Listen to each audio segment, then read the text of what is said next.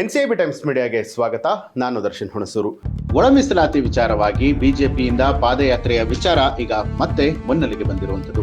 BJP ರಾಜ್ಯ ನಾಯಕರ ಜೊತೆಯಲ್ಲಿ ಬಿಜೆಪಿ ಪರಿಶಿಷ್ಟ ನಾಯಕರುಗಳು ಕೂಡ ಚರ್ಚೆಯನ್ನ ನಡೆಸಿದ್ದಾರೆ.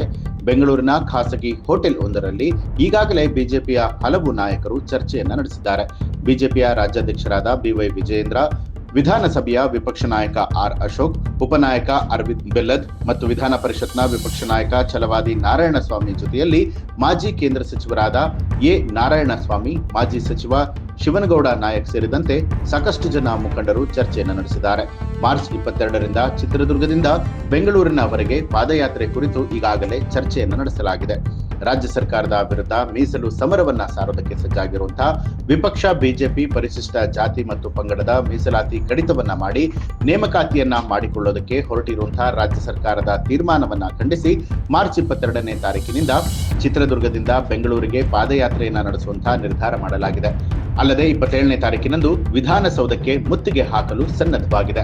ಮಾರ್ಚ್ 22ನೇ ತಾರೀಕು ಚಿತ್ರದುರ್ಗದಲ್ಲಿ 1 ಲಕ್ಷ ಜನರನ್ನ ಸೇರಿಸಿ ಹೋರಾಟವನ್ನ ಆರಂಭ ಮಾಡಲಾಗ್ತಾ ಇತ್ತು.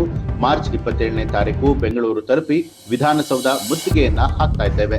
ಪಾದಯಾತ್ರೆ ಆರಂಭವಾದ ಮೊದಲ ದಿನದಿಂದಲೇ ಇದನ್ನ ತೀವ್ರಗೊಳಿಸಲಿದ್ದು, ಬೆಂಗಳೂರು ತಲುಪಿದ ನಂತರ ಹೋರಾಟ ನಮ್ಮ ನಿಯಂತ್ರಣದಲ್ಲಿ ಇರೋದಿಲ್ಲ ಅನ್ನುವಂಥ ಎಚ್ಚರಿಕೆಯನ್ನ ಕೂಡ ಕೊಡಲಾಗಿದೆ. 56%ರಷ್ಟಿದ್ದ ಮೀಸಲಾತಿಯನ್ನ ನ್ಯಾಯಾಲಯದಲ್ಲಿ ಸಮರ್ಪಕ ವಾದವನ್ನ ಮಂಡಿಸಿ ಉಳಿಸಿಕೊಳ್ಳದೆ 50%ಕ್ಕೆ ಇಳಿಸಿ ನೇಮಕ ಮಾಡೋದಕ್ಕೆ ಹೊರಟಿದ್ದಾರೆ. ಇದರಿಂದ ಮಕ್ಕಳ ಭವಿಷ್ಯಕ್ಕೆ ತೊಂದರೆ ಆಗುತ್ತೆ. ಈ ಹಿನ್ನೆಲೆಯಲ್ಲಿ ಚಿತ್ರದುರ್ಗದಲ್ಲಿ ಬೃಹತ್ ಹೋರಾಟವನ್ನ ಆರೋಪಿಸಿ ಬೆಂಗಳೂರಿನವರೆಗೆ ಪಾದಯಾತ್ರೆ ನಡೆಸುವಂತ ಹಕ್ಕು ನಮ್ಮಲ್ಲಿದೆ ಅಂತ ಹೇಳಿ ಈ ಒಂದು ಸಭೆಯಲ್ಲಿ ಚರ್ಚೆ ಮಾಡಲಾಗಿದೆ. ಮುಖ್ಯಮಂತ್ರಿ ಸಿದ್ದರಾಮಯ್ಯ ಅವರು ಶೋಷಿತರ ಕುತ್ತಿಗೆ ಕುಯ್ಯುವಂತಹ ಕೆಲಸ ಮಾಡುತ್ತಿದ್ದಾರೆ. ಹೈಕೋರ್ಟ್ 56%ರಷ್ಟು ಮೀಸಲಾತಿಗೆ ತಡೆಯಾಜ್ಞೆ ತಂದಾಗ ಇದರಿಂದ 1.5 ಕೋಟಿ ಪರಿಶಿಷ್ಟರಿಗೆ ಅನ್ಯಾಯ ಆಗ್ತಾ ಇದೆ.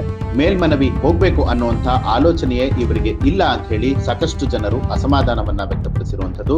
ಇದೇ ಕಾರಣಕ್ಕಾಗಿ ಇದೀಗ ಚಿತ್ರದುರ್ಗದಿಂದ ಬೆಂಗಳೂರಿನವರೆಗೆ ಪಾದಯಾತ್ರೆಯನ್ನ ಮಾಡುವ ಮೂಲಕ ಸರ್ಕಾರದ ವಿರುದ್ಧ ಮೀಸಲು ಸಮರ ಸಾರೋದಕ್ಕೆ ವಿಪಕ್ಷ ಬಿಜೆಪಿ ಇದೀಗ ಸನ್ನದ್ಧವಾಗಿರುವಂತದ್ದು. ಈ ಒಂದು ಮಾಹಿತಿಗೆ ಸಂಬಂಧಪಟ್ಟ ಹಾಗೆ ನಿಮ್ಮ ಅನಿಸಿಕೆ ಅಭಿಪ್ರಾಯವನ್ನ ಕಮೆಂಟ್ ಮಾಡಿ ತಿಳಿಸಿ.